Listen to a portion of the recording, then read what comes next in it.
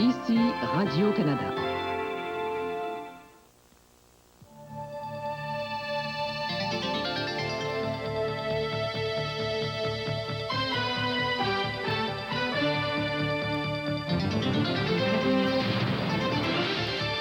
Allemagne de l'Est, le numéro 1, Erich Honecker, ne veut pas de la perestroïka. Hongrie, le parti communiste au pouvoir se transforme en parti socialiste, du jamais vu en Europe de l'Est. Et Hollywood vient de perdre une de ses dernières grandes stars, Bette Davis, s'éteint à 81 ans.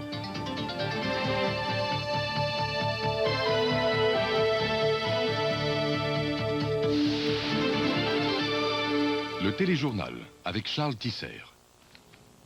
Bonsoir, mesdames, messieurs. La plus grande manifestation politique ait connue Berlin-Est depuis le soulèvement populaire de 1953 s'est achevée dans la violence ce soir avec l'arrestation d'une centaine de personnes. Elles réclamaient la libération de leurs compatriotes emprisonnés après les récentes manifestations à Leipzig, dans le sud de la RDA. Plusieurs manifestants auraient été blessés lorsque la police a chargé pour dégager les rues du centre de la ville. Ces désordres viennent encore assombrir les fêtes du 40e anniversaire de la RDA. Le président soviétique, Mikhail Gorbatchev, a regagné Moscou ce soir après avoir échoué dans ses démarches pour obtenir une libéralisation du régime de Berlin-Est. Raymond Saint-Pierre nous dit comment s'est déroulée la journée.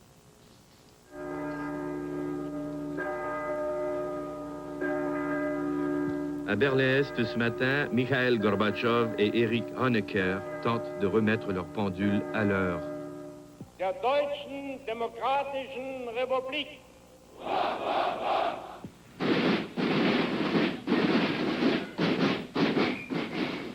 Il est 10 heures et à l'occasion du 40e anniversaire de la RDA, l'armée est-allemande a préparé un impressionnant défilé pour les invités de marque et journalistes venus du monde entier.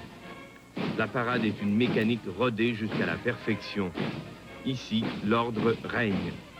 M. Gorbatchev n'oublie pas que l'Allemagne de l'Est est le plus important allié militaire de l'URSS. Il avait par la suite un long entretien avec M. Honecker, où il l'aurait invité à mettre en œuvre des réformes dans son pays. M. Honecker répondait que son pays entend poursuivre de façon conséquente sa politique actuelle.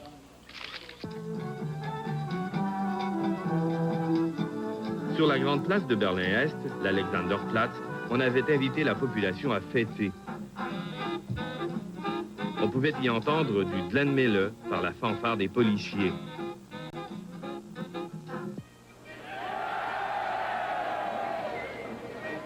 Soudain, un groupe d'opposants au régime s'est mis à scander des slogans.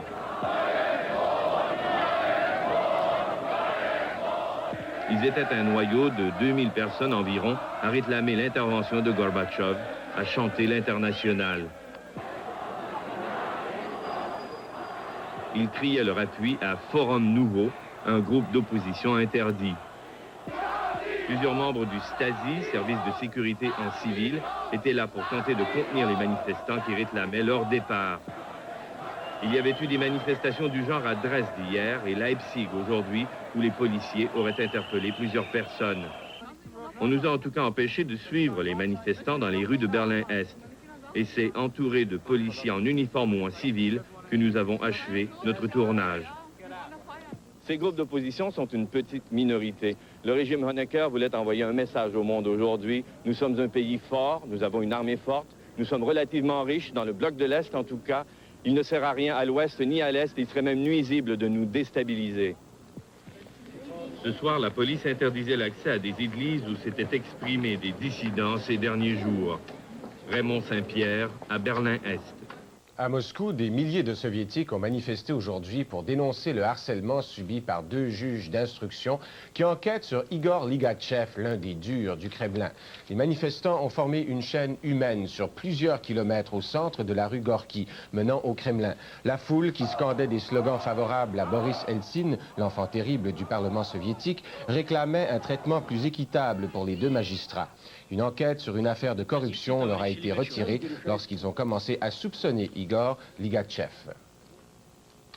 Une autre première en Europe de l'Est. Le Parti communiste au pouvoir en Hongrie s'est volontairement transformé en un parti socialiste.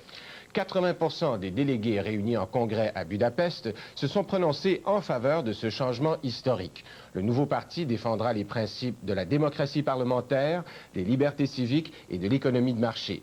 Il s'agit là, en fait, d'une quasi-rupture de 40 ans de communisme en Hongrie. Selon les leaders réformistes, sans la perestroïka de Mikhaïl Gorbatchev en URSS, ce changement n'aurait jamais été possible. En acceptant ces réformes, les leaders communistes conservent de bonnes chances de remporter les premières élections libres depuis 40 ans qui auront lieu au printemps 90.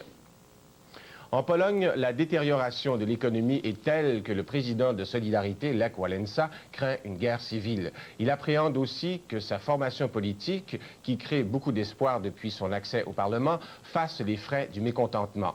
C'est que l'inflation a été de 187% en août et que la pénurie alimentaire est toujours présente. Et puis, pour juguler la hausse des prix, le ministre des Finances a adopté des mesures d'austérité qui vont créer jusqu'à 12% de chômage. Geste sans précédent à l'Assemblée de l'OTAN à Rome. Un général américain et un général soviétique se sont serrés la main sous les applaudissements des parlementaires des 16 pays de l'Alliance Atlantique. Le chef d'état-major du pacte de Varsovie, le général Lobov, a demandé à l'OTAN de mettre fin à la course aux armements qui dilapide des milliards de dollars. La détente internationale plonge l'industrie de l'armement dans le marasme. Le Canada ne fait pas exception.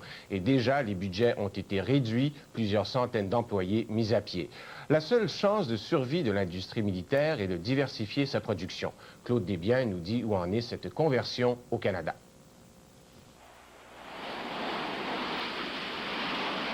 L'heure est au désarmement mondial. Les États-Unis ont décidé de couper 10 milliards dans leurs dépenses militaires et le Canada 3 milliards. Les grands conflits internationaux sont terminés et d'ici la fin du siècle, eh bien, les experts prévoient une réduction de 50% des dépenses mondiales dans ce secteur. C'est donc une totale rupture avec la croissance des budgets militaires des années 80, une rupture qui a commencé à créer une hémorragie dans l'emploi. Les arsenaux canadiens et Expro, exemple, des fabricants québécois de munitions et d'explosifs, ont congédié 700 travailleurs. Perte d'emplois et des milliers d'autres aussi qui sont menacés de disparaître dans les chantiers navals du Québec. Les industries Lytton de Toronto connaissent également des jours sombres. Mais il faut s'attendre à ce qu'au cours des prochains mois, d'autres industries soient touchées, notamment l'industrie aéronautique, qui, elle, va peut-être subir les contre-coups des coupures du gouvernement américain dans les grands systèmes de défense aérien. Pour éviter de couler à pic, eh bien, les entreprises canadiennes n'ont pas beaucoup de solutions. Elles doivent redéployer leurs activités militaires vers le civil.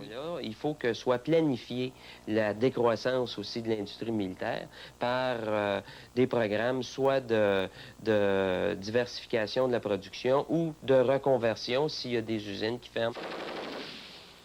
Mais le problème, c'est que trop d'entreprises ont concentré dans le passé leur recherche et développement vers la technologie militaire. Pour avoir une industrie, ça prend de recherche dans le produit, dans le système. Et dans le passé, je ne pense pas que ça a été fait au niveau que ça aurait dû être fait si on veut vraiment avoir une industrie. Oerlikon Aérospatiale de Saint-Jean, fabricant de systèmes de missiles, venu comme d'autres s'installer au Canada pour profiter de la manne militaire des années 80, a compris vite qu'il fallait se redéployer vers le civil. Oerlikon, aidé par le fédéral, va dépenser 100 millions de dollars en recherche et développement dans les secteurs de l'électro-optique, l'intelligence artificielle et les logiciels. Les experts affirment que la nouvelle liste d'épiceries qui doit venir du prochain livre blanc du ministère de la Défense ne sera pas une solution durable à long terme. La seule solution viable, c'est une réorientation vers la production civile et cela doit se faire de façon concertée entre gouvernement, entreprises et syndicats. Ici Claude Desbiens à Montréal. À Windsor, en Ontario, près de 1000 personnes se sont rassemblées aujourd'hui pour former une coalition contre le projet de taxe fédérale sur les produits et services. No more tax. Come on, everybody! Syndicalistes, gens d'affaires, étudiants, ils étaient venus de toute la région frontalière de l'Ontario pour demander au reste du pays de réagir contre la taxe de vente de 9%. Ils craignent que les Américains évitent bientôt de traverser la rivière Détroit pour acheter en Ontario. Les organisateurs, qui se sont identifiés au Boston Tea Party, qui s'opposait aux taxes britanniques, ont jeté à l'eau l'effigie du ministre des Finances, Michael Wilson. Jean-Paul II a entamé aujourd'hui une tournée de 10 jours en Extrême-Orient. Il a d'abord fait escale à Séoul, en Corée du Sud, pour présider les cérémonies de clôture du 44e Congrès eucharistique international. Jean-Paul II a lancé un appel à la réconciliation des deux Corées, divisées depuis la fin de la Deuxième Guerre mondiale par des systèmes idéologiques capitalistes et communistes. Mais le pape a aussi réprimandé les prêtres qui luttent aux côtés des étudiants pour la réunification du Nord et du Sud. 3 prêtres catholiques sont derrière les barreaux pour activité politique. Les étudiants ont manifesté en silence pour la suppression des lois spéciales qui interdisent tout contact avec le Nord communiste. La capitale américaine, Washington, a connu aujourd'hui sa plus importante manifestation depuis le début de l'année. On réclamait des logements sociaux. Ils étaient 200 000 coude à coude venus de partout aux États-Unis pour réclamer la construction de logements à prix modique.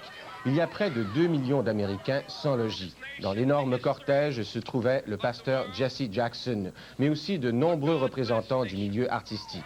Un des organisateurs de la manifestation et quelques sans-logis ont reçu hier la promesse du secrétaire américain au logement, Jack Kemp, de gagner la bataille contre la pauvreté.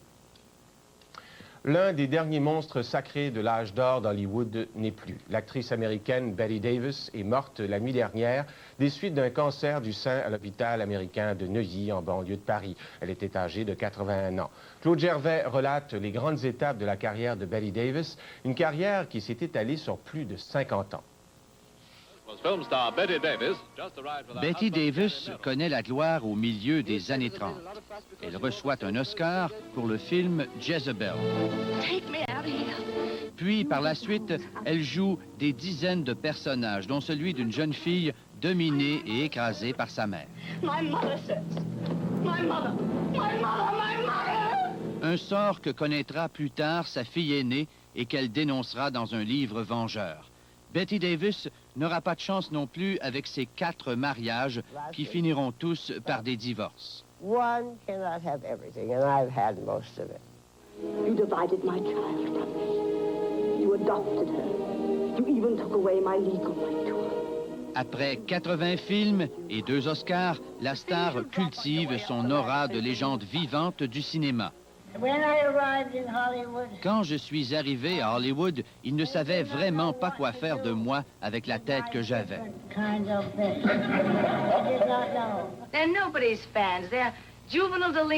Mais Bette Davis, elle, sait ce qu'elle veut et où elle va, malgré un physique ingrat et une voix plutôt rauque. Fasten your seat belts. It's going to be a bumpy night. Fasten your seatbelt. It's going to be a bumpy night. Attachez vos ceintures, la nuit sera mouvementée. C'est toute une carrière mouvementée qu'elle a eue, faite de rôles souvent délaissés par d'autres, des rôles de composition qui vont lui valoir les plus grands éloges. Very grateful to members of the Academy, members of the Screen Actors Guild for this award. Des yeux extraordinaires, une rare présence, Bette Davis, comme elle le souhaitait, laissera le souvenir d'une très grande actrice. What I would like to be remembered by is she was a good actress. Yes, I would like that. Un reportage de Claude Gervais. Le roi Hussein de Jordanie entreprendra mardi une visite officielle au Canada. Il rencontrera le premier ministre Mulroney et le secrétaire d'État Joe Clark à Ottawa pour discuter de la situation au Proche-Orient et des relations bilatérales.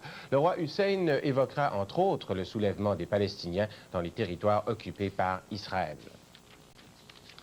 La Laponie constitue la seule région vraiment exotique de la Scandinavie. Elle s'étend loin au nord du cercle polaire. Elle recèle une langue, une culture, des mœurs différents, bref, un mode de vie à part. Ce qui distingue les Lapons des autres Scandinaves, c'est qu'ils dépendent entièrement de leur environnement. Mais cet environnement devient de plus en plus fragile, a constaté Francine Bastien. Depuis l'Antiquité, les Lapons et leurs reines sont engagés dans un combat pour la survie. Aujourd'hui, le combat n'est plus uniquement entre l'homme et la bête. Il est surtout entre l'homme et son environnement. Au moins 10 fois plus de rennes que de Lapons habitent la Laponie et c'est pour cela que les Lapons survivent. L'élevage et l'abattage du renne est une chasse gardée des Lapons, légalement interdite aux autres. Les bêtes ont comme pâturage une nature grandiose de toundra et de forêt, à même des réserves exclusives aux lapons. La construction de routes, l'utilisation des rivières et l'exploitation commerciale de la forêt empiètent de plus en plus sur les territoires lapons. Et constituent, selon Steinberg, la menace la plus sérieuse au mode de vie traditionnel des lapons. Aujourd'hui, les lapons élèvent le renne pour sa viande, une industrie fort profitable, bien qu'elle n'embauche qu'un petit nombre de personnes. C'est aussi l'industrie qui relie les lapons à un mode de vie millénaire. L'accident nucléaire de Tchernobyl a coûté des milliers de têtes de bétail aux éleveurs lapons. Encore cette année, le prix de la viande souffre des retombées de cet accident écologique, même si la viande n'est plus contaminée. Olof Blendo est un riche propriétaire lapon. Il possède au moins 10 000 têtes de bétail. Un héritage qui a traversé plusieurs générations de sa famille. Un mode de vie qui a beaucoup changé au cours des âges. Quand le grand-père avait l'âge du petit-fils, les lapons étaient nomades et se déplaçaient avec leurs troupeaux. Aujourd'hui, Olof n'est pas certain que son petit-fils devienne éleveur de rennes. Au rythme où les pâturages disparaissent, explique Olof, bientôt il ne restera plus de troupeaux assez nombreux pour soutenir le mode de vie lapon.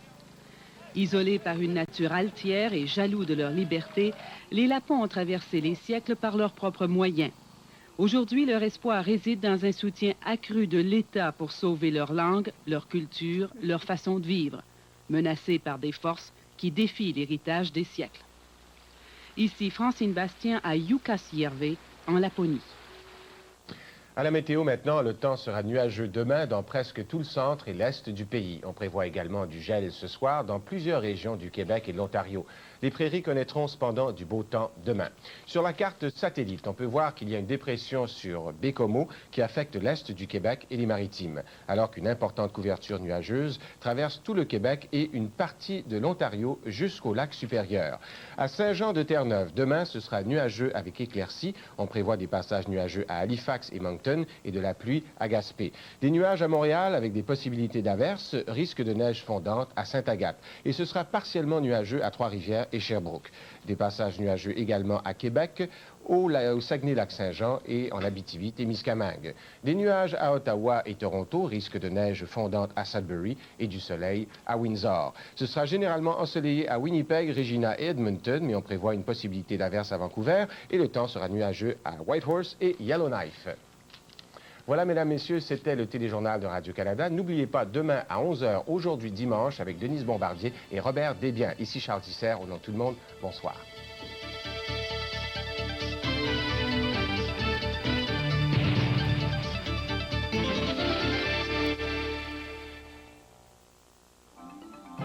Ici Radio-Canada.